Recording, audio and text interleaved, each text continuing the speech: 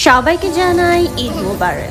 ঈদের দিনে কোথায় গিয়েছিলাম আর কি করেছিলাম সেগুলো তো আপনাদের সাথে শেয়ার করবই, তাই নিয়ে চলে এসেছি একটা লম্বা ব্লগ। একটাতে আছে বিখ্যাত পাস্তা স্বর্গ আর অন্যটার হলো সার্ফার্সদের জন্য ক্রেজি একটা হাব। যদি নীল সমুদ্র আর রঙিন পাহাড় একসঙ্গে চান তাহলে ভিডিওটা আপনারই জন্য।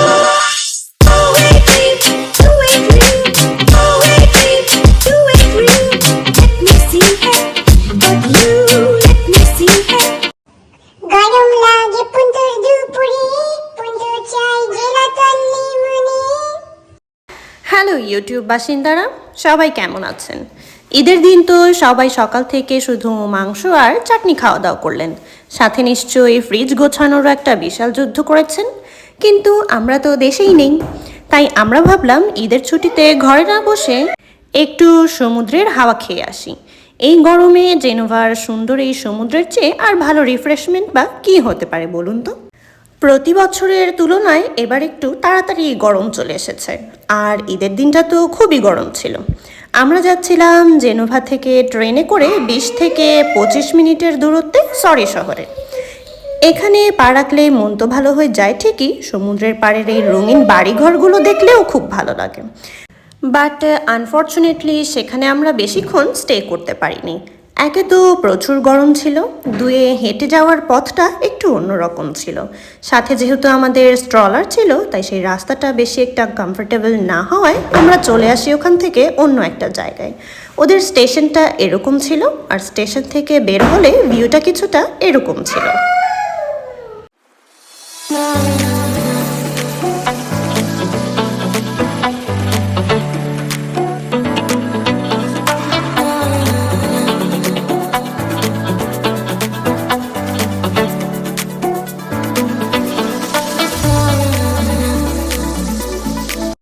আপনারা কি জানেন ইতালির লিগুরিয়ান অঞ্চলের একটা বিখ্যাত পাস্তা আছে যেটার নাম হচ্ছে ত্রফিয়ে।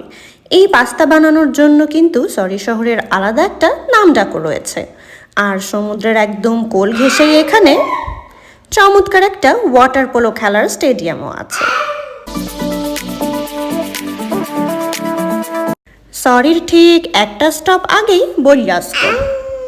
দূর থেকে দেখলে মনে হবে পাহাড়ের গায়ে যেন ছোট ছোট রঙিন বাক্স সাজিয়ে রাখা হয়েছে। এই শহরটা দেখতে শান্ত হলেও অ্যাডভেঞ্চার প্রেমীদের জন্য কিন্তু দারুণ একটা জায়গা।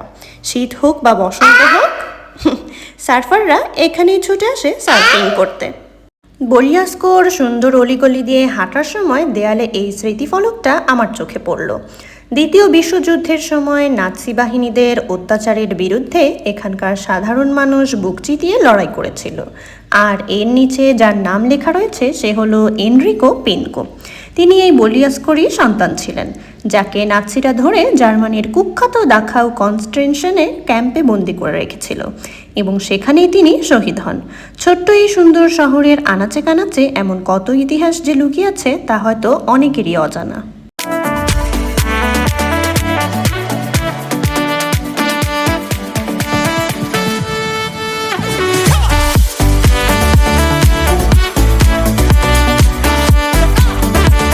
দেয়ালের গায়ে বসানো এই ছোট ছোট সিরামিক আর টেরাকোটার চমৎকার আর্ট পিসগুলো স্থানীয় শিল্পীদের হাতের কাজ।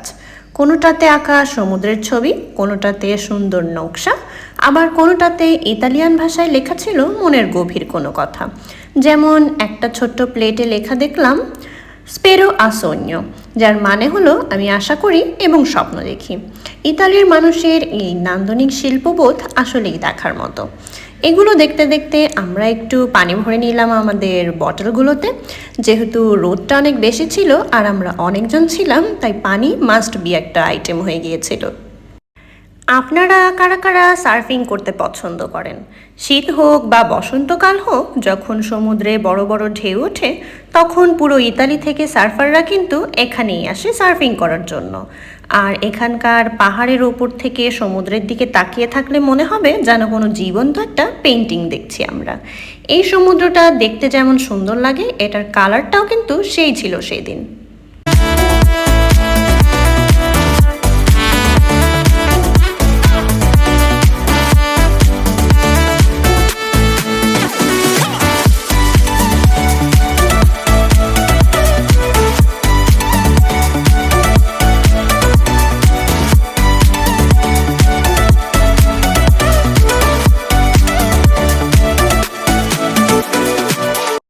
বলিয়াস্কোর সমুদ্র সৈকতের ঠিক উপরেই একটা চমৎকার ভিউ পয়েন্ট আছে। আমরা হাঁটতে হাঁটতে এখন ঠিক সেই দিকেই যাচ্ছিলাম, যার নাম হচ্ছে বেলভেদেরে মারিনাই দা তাগlia। বাংলায় বলতে গেলে ইতালির নাবিকদের ভিউ পয়েন্ট। ইতালির বীর নাবিকদের সম্মান জানিয়ে এই চত্বরটার নামকরণ করা হয়েছে। কিন্তু আসল চমকটা পাবেন যখন এই ফলকটা পার হয়ে সামনে তাকাবেন। এখান থেকে পুরো বলিয়াস্কো শহর, পাহাড়ের ঢালের রঙিন বাড়ি আর অসীম নীল সমুদ্রের যেই ভিউ পাওয়া যায় তা এক কথায় জাস্ট অসাধারণ। বিকেলের শান্তিতে সমুদ্রের হাওয়া খাওয়ার জন্য এর চেয়ে পারফেক্ট জায়গা আর হতেই পারে না।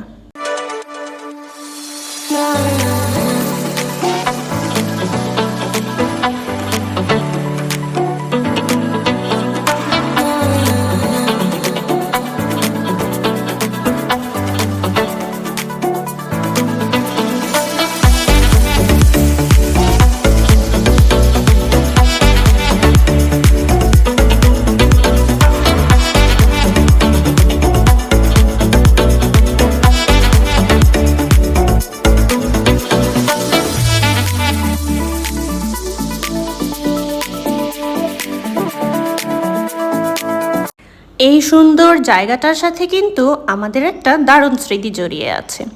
যখন শেষবার এখানে এসেছিলাম সেদিন ছিল 1 মে, আর সেদিন প্রচুর ভিড় ছিল। ভিড়ের চোটে তো আমরা কোনো ট্রেনই উঠতে পারিনি, এত পরিমাণ মানুষ হয়তো কোনো মিছিলেও হয় না। যখন শেষবার এসেছিলাম তখন আমার এই ছোট্ট বাবুটার বয়স ছিল মাত্র 6 মাস। কোলে নিয়ে ঘুরে বেড়াতে হতো, সমুদ্র দেখে শুধু বড় বড় চোখ করে তাকিয়ে থাকতো।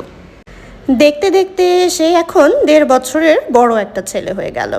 এখন আর কোলে থাকতে চায় না, নিজের পায়ে টলমল করে পুরো বলিয়াস্কোর সৈকত দাপিয়ে বেড়াচ্ছে। সময়ের সাথে সাথে জায়গাগুলো একই রকম সুন্দর থেকে যায় ঠিকই, কিন্তু আমাদের জীবনের গল্পগুলো হয়তো এভাবেই বদলে যায় আর কিছু নতুন নতুন সুন্দর সুন্দর স্মৃতি জমা হয়।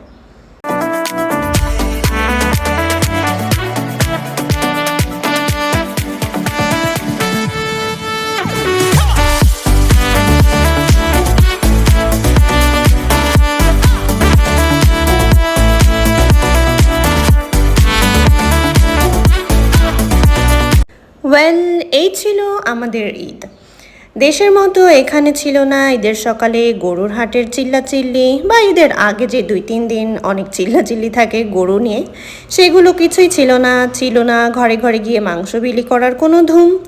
কিন্তু ছিল শুধু এই ফাঁকা রাস্তা, শান্ত সমুদ্র, আর এতটুকুই। ঈদ একটা ফিল নেয়া। পুরো ভিডিওতে আমার ঈদ কেমন গেল সেটা তো আপনাদের দেখালাম, এবার আপনাদের পালা। আপনাদের কার কার ঈদ কেমন কাটলো কমেন্টে ছোট করে লিখে জানাতে একদমই ভুলবেন না। কার ঈদের দিনটা সবচেয়ে মজাদার ছিল সেটাই দেখতে চাই। আর হ্যাঁ, ভিডিওটা ভালো লাগলে লাইক, শেয়ার আর চ্যানেলটা সাবস্ক্রাইব করে পাশে থাকবেন। আজ এই পর্যন্তই, দেখা হবে পরের ব্লগে। চাও চাও।